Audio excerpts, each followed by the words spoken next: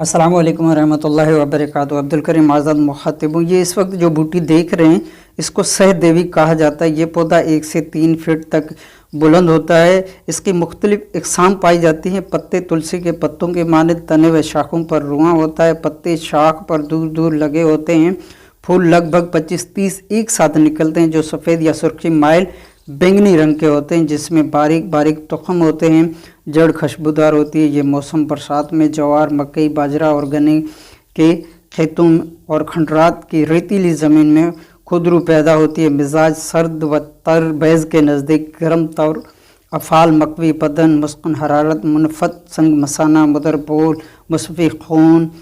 इस्तेमाल मस्कन हरारत होने की वजह से सिफरावी दमवी बुखारों के अलावा जोश खून, हिद्दत सिफरा में इसको ठंडाई के तौर पर यानी कि सर्दाई के तौर पर इस्तेमाल करते हैं। मौरक होने की वजह से सिफरावी दमवी बुखारों में पसीना लाती और बुखार दूर करती है। मुदरबोल होने की वजह से सोजाग या पेशाब का रुक रुक कर आना, जैसे प्रोस्टेट ग्लैंड का मसला हो, और पेशाब की जलन को दूर करती है। संग मसाना में खुसूसी मुफीद समझी जाती है। बवासीर के लिए भी मुफीद है।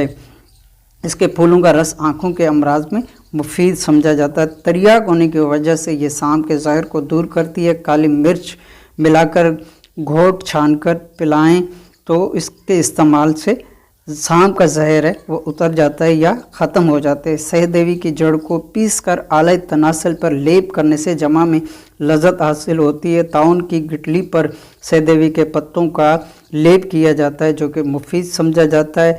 इसके अलावा ये पारा का कुश्ता करती है, यानी कि पारा का अगर कुश्ता करना मकसूद हो तो इसके पत्तों का पानी या पूरी बूटी को कूट कर इसका पानी निकाल कर कमोबेश 250 मिलीग्राम पानी होना चाहिए, और इसमें पारा को अच्छी तरह खरल करके फिर इसी बूटी के नुकदा 100 ग्राम में बंद करके अच्छी तरह 2-3 कपड़ोटी गिल करके फिर इसको 3 किलो की आग दी जाती है। तो यहाँ पर कहा जाता है कि पारा कुश्ता हो जाता है। बहरहाल ये कहाँ तक बात सच्ची है, मेरा इस पर कोई तजुर्बा नहीं है। इसी तरह तांबे का भी कुश्ता किया जाता है, उस पर भी मेरा कोई तजुर्बा नहीं है।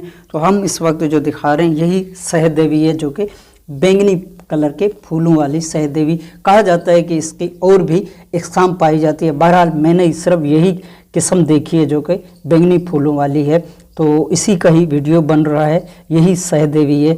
हो सकता है कि और भी इकसाम हो, लेकिन बहरहाल मैंने सिर्फ यही इकसाम देखी है। आपकी दुआओं का तालिब अब्दुल करीम आज़ाद।